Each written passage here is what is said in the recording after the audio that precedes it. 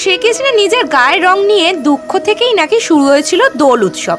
কিন্তু একজনের দুঃখ নিয়ে কিভাবে উৎসব হতে পারে, বিষয়টা বুঝলেন না তো। আসলে রাক্ষসী পুতনার স্তন থেকে বিষপান করে শ্রীকৃষ্ণের গায়ের রং হয়ে গিয়েছিল গাঢ় নীল। এদিকে রাধা ও বাদবাকি গোপিনীরা আবার সকলেই ধবধবে বর্ষা। তাই ছেলের দুঃখ দূর করতে মা যশোদা একটা ফোন দিয়ে আঁটলেন। কি সেই ফোন দি, সেটা জানার জন্য আজকের এই দোল পূর্ণিমার বিশেষ ভিডিওটা আপনাকে শেষ অবধি দেখতেই হবে। আজ গোটা বাংলায় দোল পূর্ণিমা, আবার একই সাথে আজকে এই ফাল্গুনী পূর্ণিমার পবিত্র তিথিতে জন্ম নিয়েছিলেন শ্রী চৈতন্য মহাপ্রভু।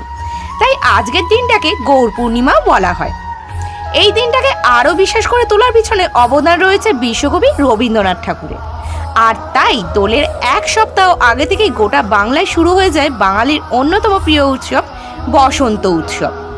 আজ যেমন বাংলায় দোলযাত্রা, ঠিক তেমনই উত্তর ভারতে হোলি। জায়গা বিশেষের উৎসবের নাম আলাদা হলেও দোল বা হোলি দুটোই রঙের উৎসব, ভালোবাসার উৎসব। ইতিহাস বলছে আমাদের ভারতবর্ষে পূর্বাঞ্চলের প্রাচীন আরিয়ান জাতির কাছ থেকেই এই উৎসবের জন্ম। খ্রিস্টের জন্মের প্রায় ৩০০ বছর আগের এক পাহাড়ে খোদাই করা ভাস্কর্যে এই উৎসবের উল্লেখ পাওয়া যায়। আবার পুরাণ মতে হিরণ্যকশিপু নামে এক অত্যাচারী রাজা ছিলেন। তিনি ছিলেন বিষ্ণু ভক্ত প্রহ্লাদের পিতা। এই হিরণ্যকশিপু নিজেকে অত্যন্ত শক্তিশালী মনে করতেন, কারণ তিনি কঠোর তপস্যা করে সবথেকে শক্তিবান হওয়ার বর পেয়েছিলেন।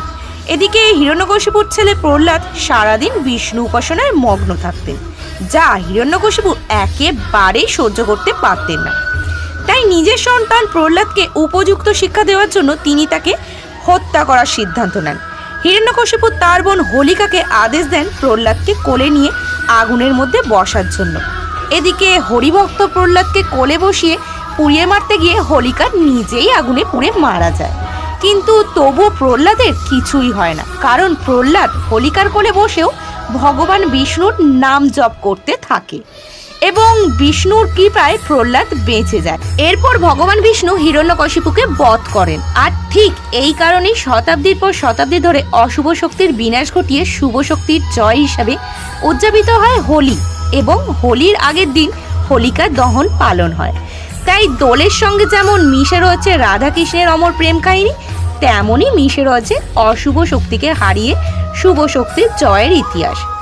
ভারতের ব্রজ অঞ্চলে যেখানে শ্রীকৃষ্ণ বড় হয়েছেন, সেখানে আবার এই দোলযাত্রাকে রং পঞ্চমী হিসেবেও উদযাপন করা হয়। বৃন্দাবনে বসন্ত পঞ্চমীর দিনে রাধাকৃষ্ণ মিলিত হয়েছেন। সেদিন আচমকাই তাদের উপর ফুলের পাপড়ি ঝরে পড়তে থাকে। রাধারানী এই ঘটনা দেখে অবাক হলে শ্রীকৃষ্ণ তাকে জানান দেবতারা স্বর্গের রঙের উৎসব পালন করছেন, তাই ফুল ঝরে পড়ছে। শ্রীকৃষ্ণের মুখে এই কথা শুনে রাধারানী ও শ্রীকৃষ্ণের কাছে আবদার করেছিলেন রং খেলার। রাধারানী সেই আবদারই আজকের এই ফাল্গুনী পূর্ণিমার উৎসব দোল। আবার এও কথিত আছে শ্রীকৃষ্ণ নীলবর্ণ হওয়ার দরুন তার নিজের গায়ের রং নিয়ে তিনি সন্তুষ্ট ছিলেন না। এদিকে রাধা ও তার সখীরা সকলেই গৌরবর্ণী। তাই শ্রীকৃষ্ণ মনের দুঃখে একদিন গায়ের রং নিয়ে মা যশোদার কাছে অনুযোগ করলেন। মা যশোদা তখন শ্রীকৃষ্ণকে শিখিয়ে দিলেন কৃষ্ণ যেন একদিন গিয়ে গোপিনীদের নানান রঙে রাঙিয়ে দেয়, তাহলেই সব এক। সেই থেকেই নাকি দোল উৎসবের সূচনা। আবার এও শোনা যায় বসন্ত পূর্ণিমার এই দিনে শ্রীকৃষ্ণ কেশী নামে এক অসুরকে বধ করেছিলেন। পুরাণে এই দোল উৎসবকে নিয়ে এইরকমই অজস্র কাহিনী কথিত আছে। মোগল থেকে বাদশাহ সকলেই গোলাপ জল আবির নিয়ে রং খেলেছেন, কিন্তু বাংলার দোলকে অন্য মাত্রায় নিয়ে গেছেন নবদ্বীপের শ্রী চৈতন্য মহাপ্রভু। তার কৃষ্ণপ্রেমের কারণেই আজ রাধাকৃষ্ণের দোল সর্বভারতীয় উৎসবের চেহারা নিয়েছে। আসলে দোল হলো আনন্দের উৎসব। বসন্তের রং গায়ে মেখে আমরা এক লহমায় ভুলে যাই আমাদের সমস্ত দুঃখ কষ্ট। তাই সকলকে জানাই দোল ও হোলির প্রীতি, শুভেচ্ছা ও ভালোবাসা। আর আজকের মতোই সারা বছর রঙিন থাকুক সকলের জীবন। আজকের আমার এই ভিডিওটি আপনাদের যদি ভালো লাগে অবশ্যই চ্যানেলটা সাবস্ক্রাইব করে আমার পরিবারের আরও একটা নতুন সদস্য হওয়ার অনুরোধ রইল। আর কমেন্টের মাধ্যমে জানাবেন, তাহলে আমি ভবিষ্যতে আরও এই ধরনের ভিডিও আনার চেষ্টা করব। সকলে ভালো থাকবেন, সুস্থ থাকবেন। নমস্কার।